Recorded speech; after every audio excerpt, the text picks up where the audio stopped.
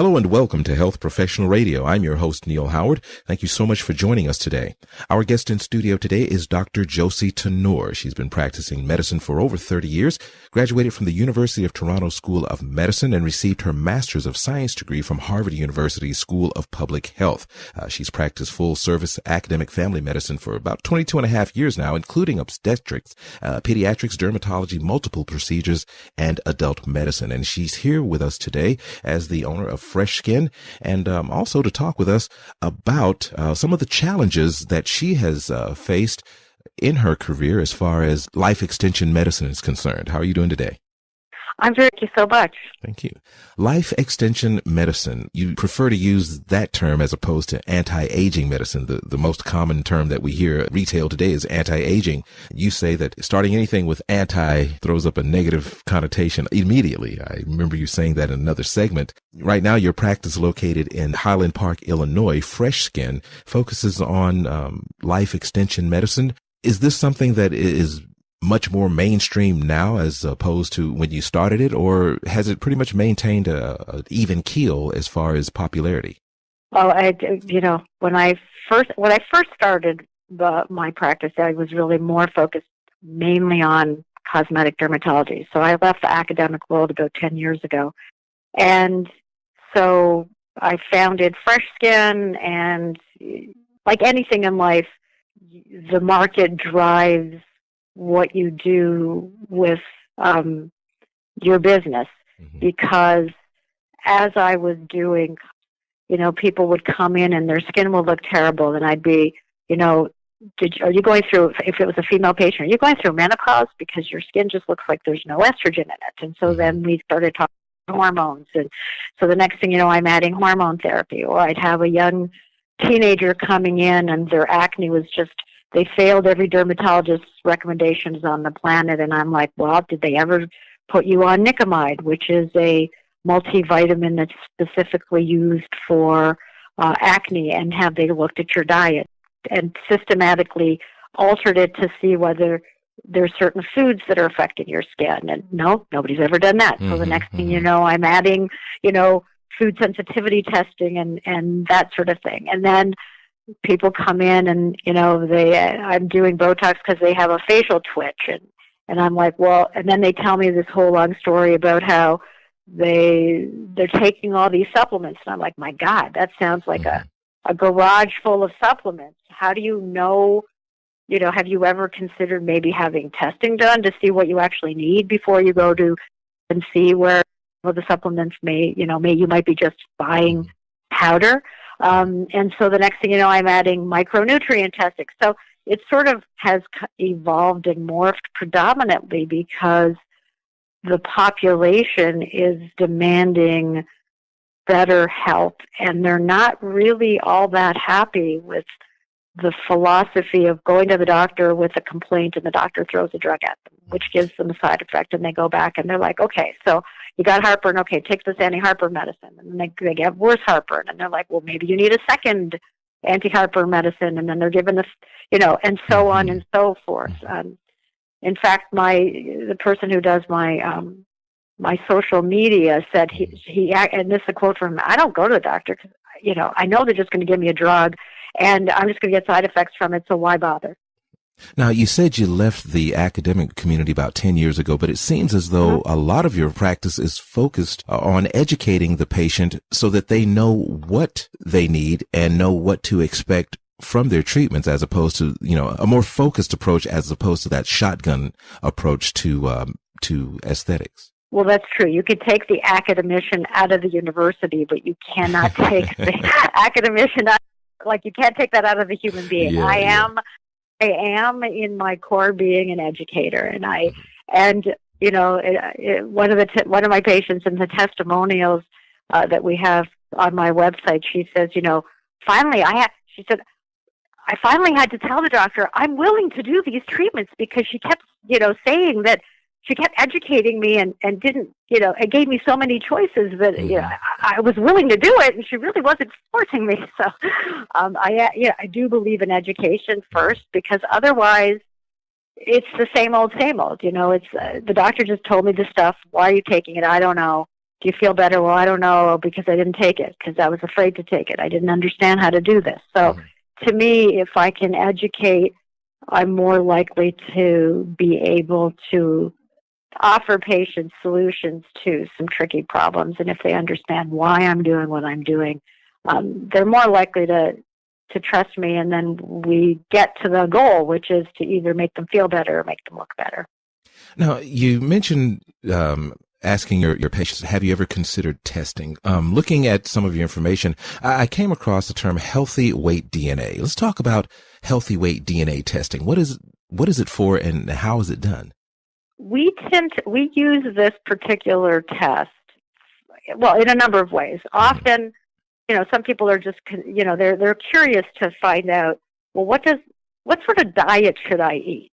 Because I can't, I tried Weight Watchers and I gained weight, or I tried paleo and I gained weight, and I tried this diet and I gained weight, and I tried that diet and the weight just flew off me, but I don't know if it's a healthy diet. So, in relation to those sorts of questions, my partner and I looked at, and we had come across various DNA testing that could be helpful to guide people on how they should be eating based on what their DNA coding suggests. So we found a company that seemed to have integrity, and we looked at their data to make sure that it, because in this industry, there's a lot of snake oil salesmen.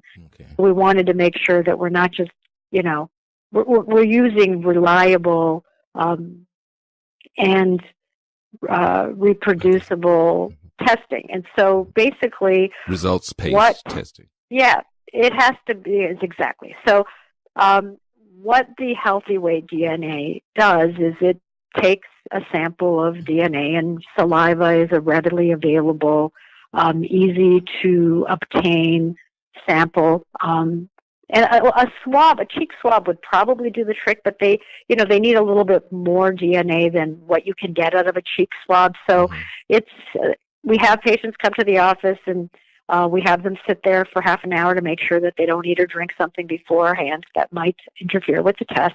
And then they produce a certain amount of saliva for us, and we send it off, and we get a report that tells an individual, based on various genes that they've done studies on, how they should be eating lifelong to keep them healthy. So, for example, in my healthy weight DNA, I discovered I have an MTHFR mutation. So this mutation doesn't allow me to modify the folic acid and the B12 that I take in my diet. So I just have a genetic mutation. I cannot methylate my folate or my B12.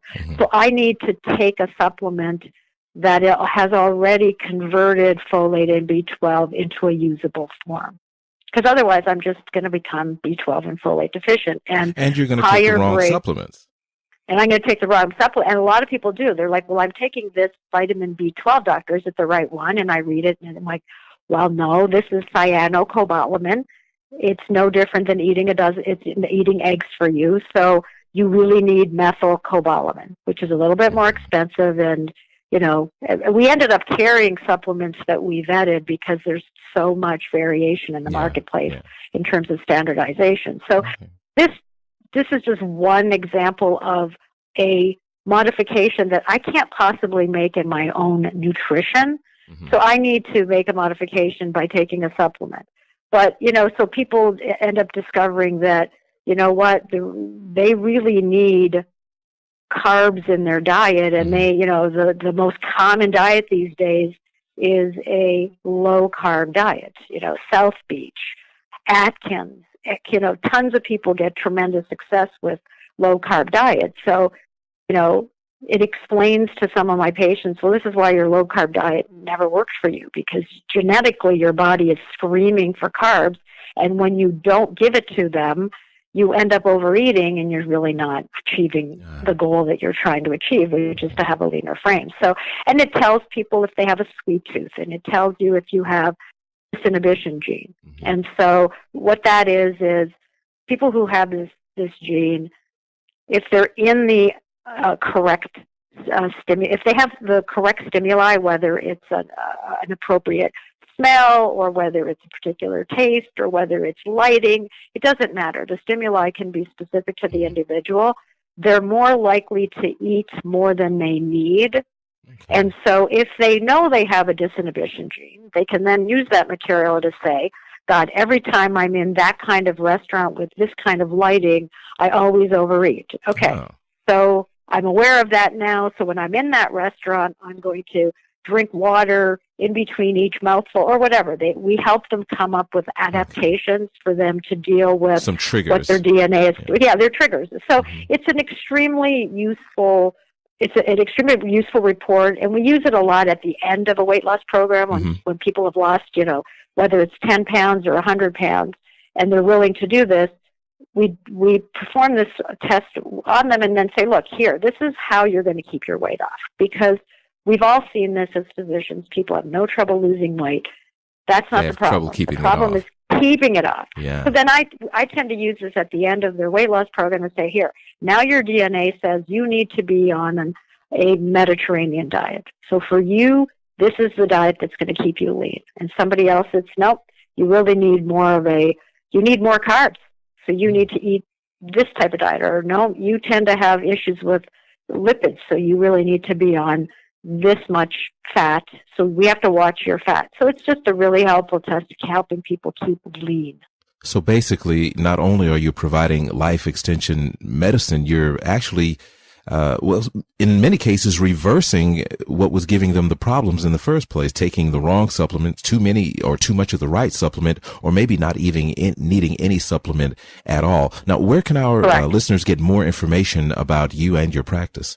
They can find us online at www.myfreshskin.com, or they could call the office at 847-681-8821. Thank you so much, Dr. Tenore. You've been listening to Health Professional Radio. I'm your host, Neal Howard, and we've been in studio talking with Dr. Josie Tenore, owner of Fresh Skin in Illinois.